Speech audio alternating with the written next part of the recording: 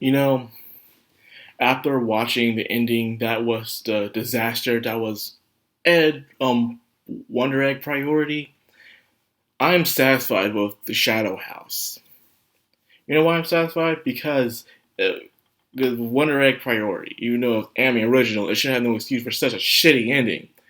But when it comes to Shadow House, they did an anime only original ending, and I was still satisfied with it, where it leaves up space and room if they get approved for a second season, it can continue. If they do a second season, I can actually see where it ends.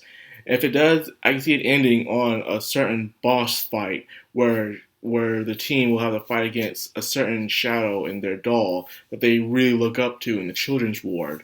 You get a lot of development with the Star Bearers and a lot of understanding what's happening. Even though they kind of spoiled it, but to see the shocking revelation to the main characters would be very interesting.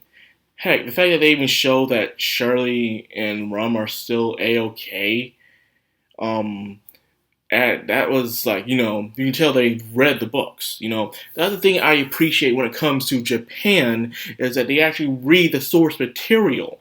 See, when you get adaptation, even despite how good the Marvel Cinematic Universe was, um, sometimes they didn't feel like they read all the source material in order for them to make a proper adaptation. It was interesting nonetheless, but most of it wasn't source material fully led, only bits and pieces. And I go for a lot of things that America Hollywood does, whether it's with shows or movies. But in Japan, it feels like they actually do go in and they do read that source material, even all the way up to date, in order to make at least a bit of a proper adaptation, even if it does suck, like Promised Neverland. Promised Neverland Season 2 adaptation may have sucked, but compared to most of American adaptations, it's pretty damn good. You have to say that at least. But anyways, what I'm trying to say here with Shadow House, they did a pretty damn good job. I can see why they skipped it because after that part, they couldn't find a good way to end it based off manga material, where they needed more time to do things without extremely rushing things towards the end. Which I'm glad they did that, so that it leaves an opening. Say, hey, we might get a season 2, we might not. But if we do, we know where we can start off. And if they do, it'll probably start off with the Shadows training with their powers, mainly Kate and John training with their powers and trying to use them in a certain way and stuff like that. That would probably have it to go like that. I already told you how it might end if they do get a season 2.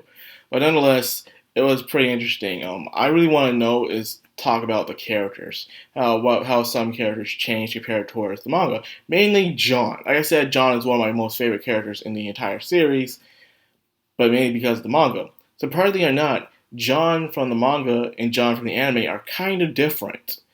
In the anime, they make John very competent and a very likable, but yet funny guy. In the manga, John is still a funny and competent guy, but in a different way. His relationship with Kate is completely different than it is in the manga, in the anime. And in the anime, Kate's not that she's kind of confused about John, but yet at the same time admires him.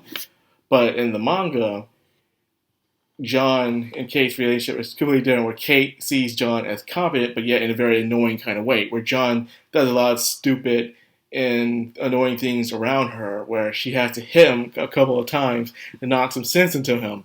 But his incompetence sometimes lead to things getting done right, which kind of baffles her and stuff like that. So she gets kind of like, my God, I have to rely on this dude, but at the same time, he just gets to me. That's the kind of relationship John and Kate has in the entire thing, where John's stupidity will lead to good things happening. Or about another thing, how Patrick actually has a crush on Emelico.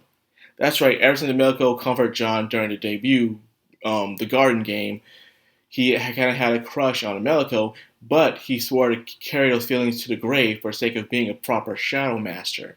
There's that. Or how Luis and, Lou and Ricky have somehow feel close to each other, but don't know why they feel close to each other. There are a lot of things that the anime didn't open up to that they could have, but probably didn't have the time to do it. There's that. Or how they have more contact and more understanding with the shadow bearers, the star bearers of the children's ward. We didn't get really see much of them besides Barbara and Barbie, but that's really it. We didn't get a chance to see most of the other ones who have very interesting and peculiar personalities, which I wish to dive into and see their path of why they're so uptight compared to what they were from before.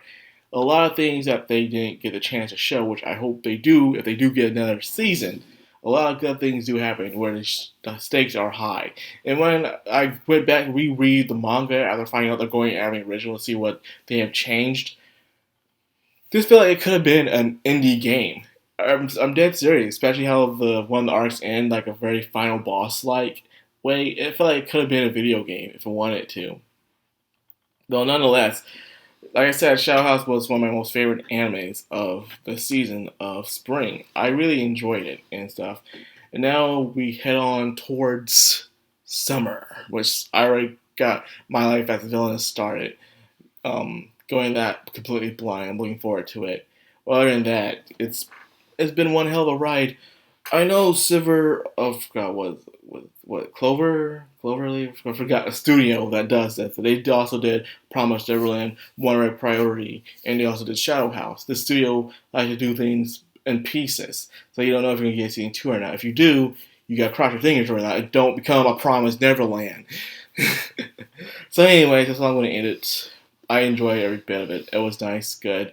I'm glad people got into it. It's gonna be a hidden gem kind of thing, which I don't mind. And by the way, they already have a Kate and a Meliko figurine, which I cannot wait to pre-order that shit. It's gonna be nice to have. I'll let you guys know if I got it and then when I get it. So anyway, I'm gonna end it for today. I hope you guys enjoyed. If you did, like, comment, subscribe, of course. Hit that bell icon. This has been the Madcrown on Anime. Signing out.